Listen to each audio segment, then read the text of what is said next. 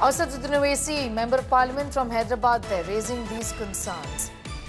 Talking about why the passage of this bill was problematic and saying that this will not be accepted. The Muslims of the country have united and the hatred for Muslims, in fact, BJP's hatred for the Muslims is evident, is what he said, is out in the open.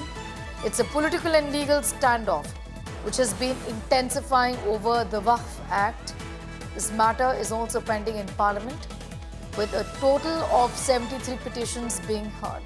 I'm going to go straight across to Aishwarya for more on that story. Aishwarya, Asaduddin Owaisi, they're addressing the gathering, they're making some points about why the implementation of this or the passage of this bill was absolutely unnecessary is what he indicated.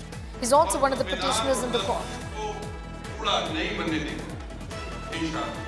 Well, we are seeing all of the speakers who spoke, and it was Asaduddin Owaisi who spoke just a couple of minutes back. The call that they have been giving is that all the Muslims in the country, they all need to unite, they all need to understand in depth what exactly this law will do and how this actually is an encroachment on what the Muslims stand for, not just in India but across the world.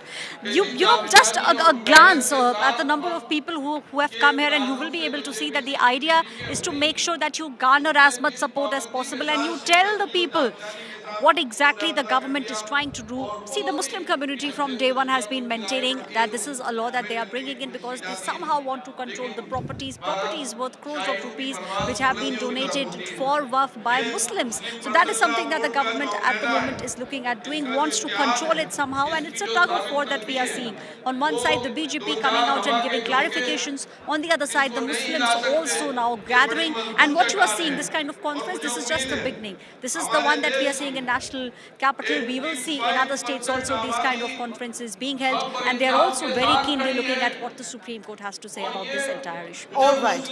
Aishwarya getting in those details at this point in time, telling us about Asaduddin Owaisi and how the AIMIM has taken this up as expectedly so, talking about how the passage of this bill and is in fact reflective of the BJP's hatred towards the Muslims is what Owaisi said today.